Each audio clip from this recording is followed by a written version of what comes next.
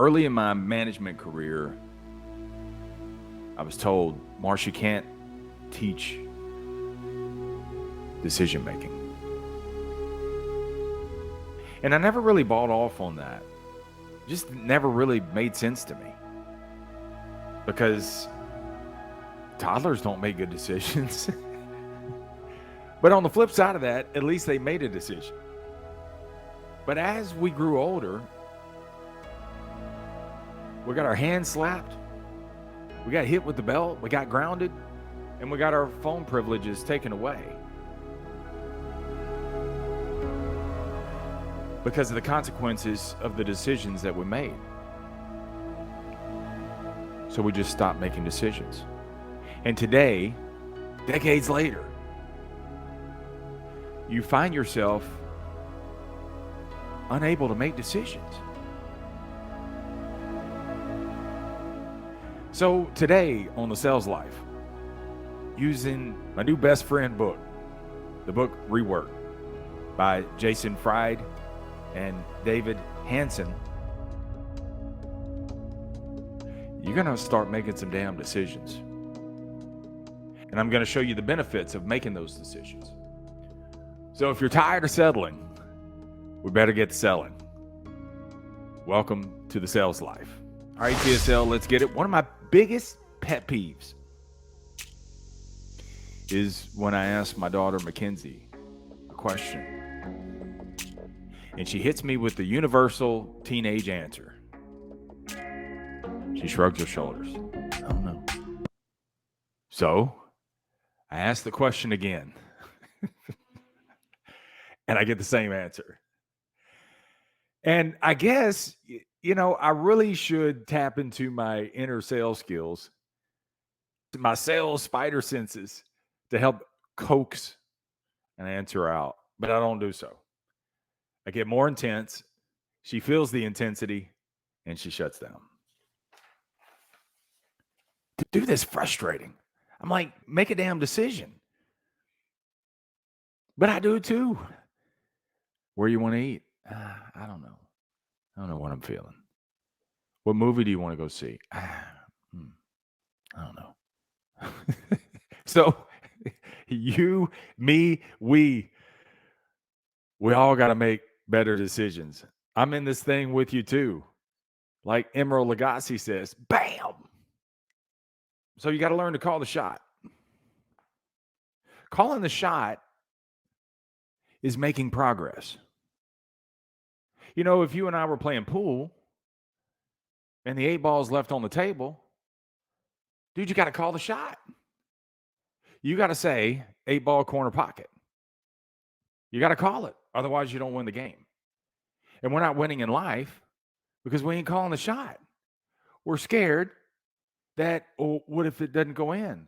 Well, it's just like a pool game. If it doesn't go in, you either get another shot or you play another game. So first thing first, learn to call the shot. Because making the call is making progress. The author's words, there's a rhythm to making choices. And if you get into the flow of decisions, then you're going to build momentum and boost your confidence. And I want to put a pin in that thought right there. You lose momentum because you park. You park because you're only looking for things that are certain. It's got to be certain. Otherwise, I don't do it. But think about that. When you get super specific on only looking for a sure thing, you got no momentum because you're so locked into what you think and looking to not make a move until it's certain that you do nothing at all. And you lose that flow of making choices, that rhythm of making decisions. See, I don't think there's such a thing as a bad decision. I think sometimes there are decisions that maybe were made that had the wrong timing to them, or maybe you didn't account for something. In either case, because you made a decision, Now you can adjust the timing. And if you didn't account for something, now with that newfound knowledge, you can apply it moving forward. See, many things you don't learn until you get the experience. How do you get experience? Decisions, getting into a rhythm of making decisions. The second key benefit in the flow of making decisions, in the rhythm in making a choice. It's a rhythm, it's a beat. As it builds momentum, it's also going to create confidence as well. And this is number 2 and 3. Because number 2 is it's going to build confidence in yourself. You're going to develop that confidence. But the third part is you're going to create others to have confidence in you. Confidence is not because I make all the right decisions. Confidence is the ability to recover when I make a decision, right? I remember reading about a jazz musician, and he says, I have confidence when I go on stage. Not that everything's going to go right, but I have enough in my bag to recover when things go wrong. This is where that confidence is built. You develop that confidence because, yes, some of the decisions that you make are going to be right, but some of them, when they go wrong, I can recover. And because you recovered and you prove to yourself that you recovered, what's that do? It feeds upon itself, man. It builds confidence. Think about when you lose confidence. You lose confidence because you also lose momentum. You lose confidence, then you start looking for the sure thing. You lose momentum.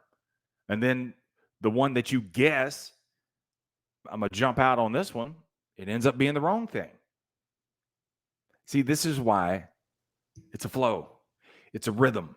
It perpetuates, builds momentum. It builds confidence in yourself.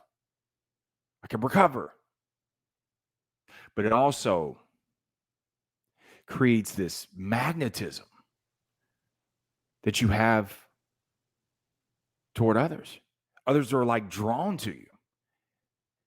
Because what you've done is you've created confidence. They have confidence in you because you're rare. You know what makes you rare?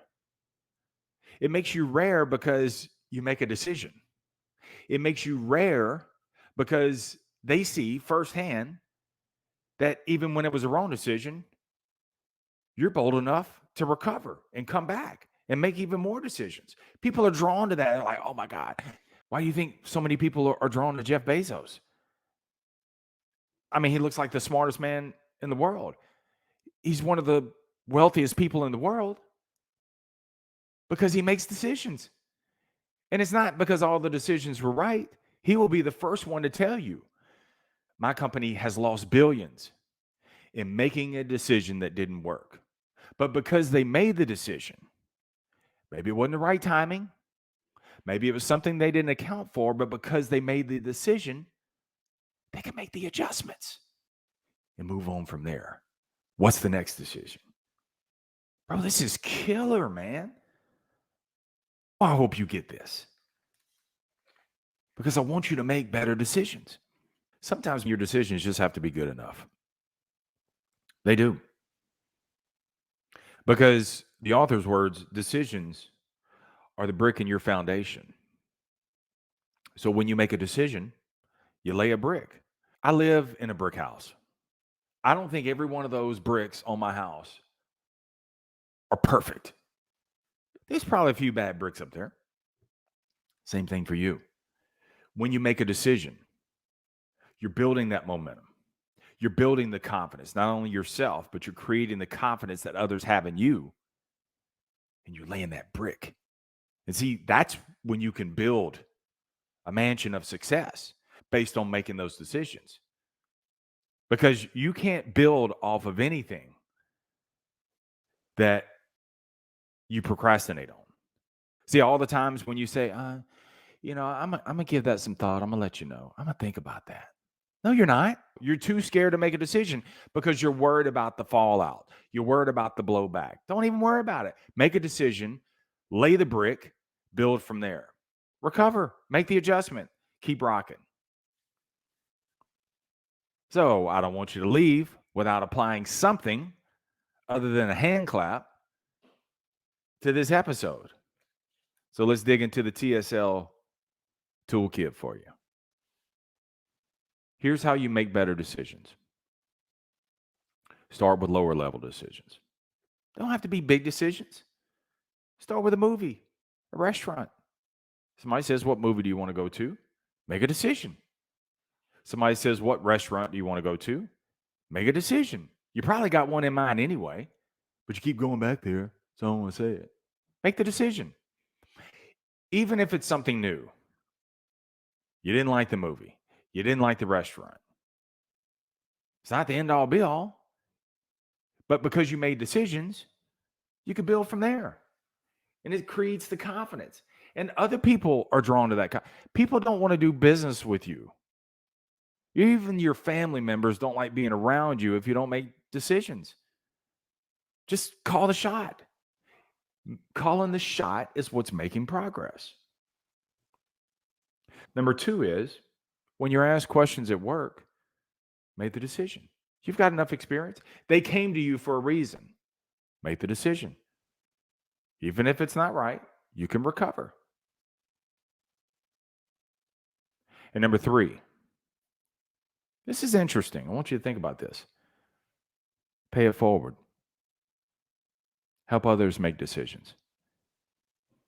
If you suffer from this, 99% of the world, the 1%ers are the ones who just make decisions. And they don't let the decisions totally define them, good or bad. They don't define them. They made a decision. Boom. Go from there. You got to help other people make decisions. When you ask people questions and you help them make decisions, it's going to actually lift them up. A lot of times people don't feel important in this world. They don't feel heard because nobody asks their opinion. They're told what to do. Pay it forward. Ask questions of others.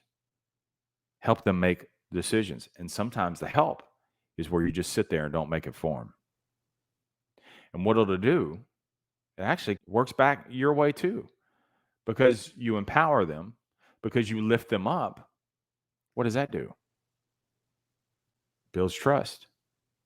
It builds confidence. It also creates a strong sense of confidence that they have in you. Let me know how your progress is going on this. I'm on all the socials at Marsh Buice, B-U-I-C-E. Sounds like B-I-C-E, but it's spelled like juice with a B in front. Or you can message me, thesaleslife1@gmail.com, thesaleslife1@gmail.com. Before we get out of here, would you recommend this show to someone else? This will show your support, show your love, and also help grow the show. Because the number one way to grow is by you recommending it to someone else. Can't do it without you. Your vote counts, and I need every one of those votes. So if you would, that's your action item. As you start making decisions, I need you to decide to recommend the Sales Life to others as well. With that, remember, the greatest sale that you will ever make is to sell you on you, because you're more than enough. Stay amazing. Stay in the Sales Life.